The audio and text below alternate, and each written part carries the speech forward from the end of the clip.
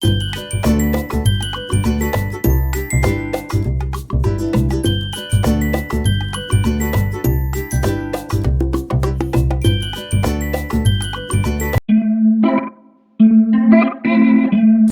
Morning friend, कैसे हैं आप लोग। हैप्पी नवरात्रि। आज नवरात्रि का पहला दिन है और सुबह सुबह इतना कोहरा हो रहा था कि मैंने जैसे ही गेट देखा खोलकर तो इतना कोहरा था। तो फिर मैंने कहा कि आज तो बहुत ही सर्दी के दिन स्टार्ट होने वाले हैं। तो अब हम लोग करेंगे पूजा की तैयारी और सारी सामग्री हम लोग ने रख ली थी। जो हम लोग तैयारी कर रहे थे वो आप लोग देख सकते हैं कि हम लोग ने किस तरीके से तैयारी की थी। और सभी के घर में कलश स्थापना होती है, तो हम लोग कलश स्थापना रखने की तैयारी कर रहे थे। तो देखिए, हमने एक पाटा लिया था, उस पर हमने सतिया बनाया था। जो कहते हैं सतिया बहुत ही शुभ होता है और इसे अच्छे काम में ज़रूर बनाना चाहिए। तो मैं वीडियो बना रही थी, इसलिए जो भी काम कर रहे थे वो मेरे पतिदेव कर रहे थे। मैंने कहा अब की बार आप ही करिए, मैं आपको बताती जा रही हूँ। तो कभी कभी एक दूसरे को ऐसे कह देना चाहिए कि आज आप कर लीजिए, कभी हम कर लें। तो ये देखिए, मैंने जो कलश लिया था उसमें मैंने एक सिक्का डाला और फूल डाला, चावल डाले और कुछ दाने मीठे डाले थे, रोली डाली थी, कलावा मैंने बांध दिया था। और फिर उसके बाद मैं लगाऊंगी इसमें आम के पत्ते। और आम के पत्ते बहुत ही शुभ होते हैं और आम के पत्ते लगाने चाहिए। कुछ लोग तो कहते हैं आम के पत्ते अगर नहीं मिले तो आप अशोक के पत्ते भी यूज़ कर सकते हैं। और बहुत चीज़ें होती हैं जो नहीं मिलती हमारे आसपास के एरिया में, पर ये है हमारे प्लॉट में आम के पत्ते लगे हुए थे, इसलिए हमने आम के पत्ते ही यूज़ किए हैं। और जब कभी ऐसा होता है कि आम के पत्ते नहीं मिलते हैं तो घर के पास मैंने अशोक का भी पेड़ लगा रखा है, तो मैं उसी में से ही पत्ते तोड़ लेती हूँ और लगाती हूँ। तो मैंने सारी तैयारी तो टाइम से ही कर ली थी, क्योंकि जो मुहूर्त दिया गया था, मुहूर्त का जो समय था वो था 11:54 से, इसलिए मैंने पूजा की तैयारियाँ शुरू कर दी थी।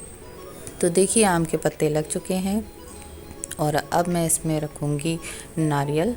जो मैंने नारियल में कलावा मोली बांध लिया था, और इसी तरीके से हमेशा जो नारियल होता है ऐसे रखना चाहिए।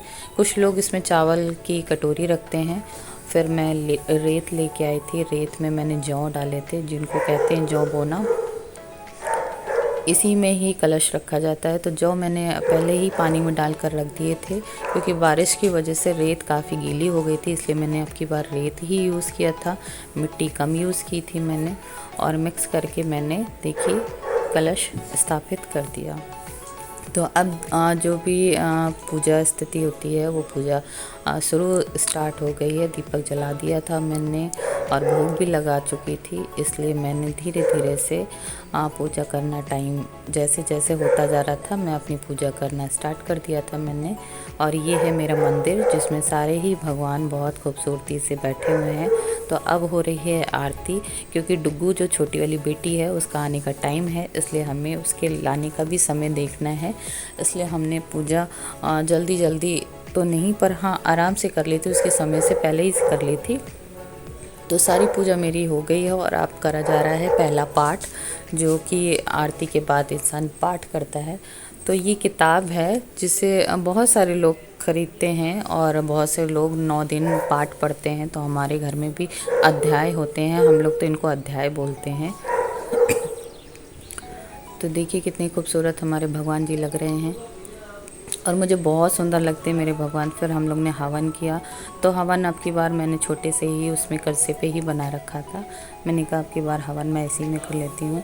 और उसके बाद देखिए पूजा की जो किताब होती है वो दुर्गा सप्तशती मैंने निकाली और पहला अध्याय जो है, पहला पाठ वो शुरू किया मैंने कि पहला पाठ आज कर देते हैं, क्योंकि रात में भी पूजा हम लोग करते हैं।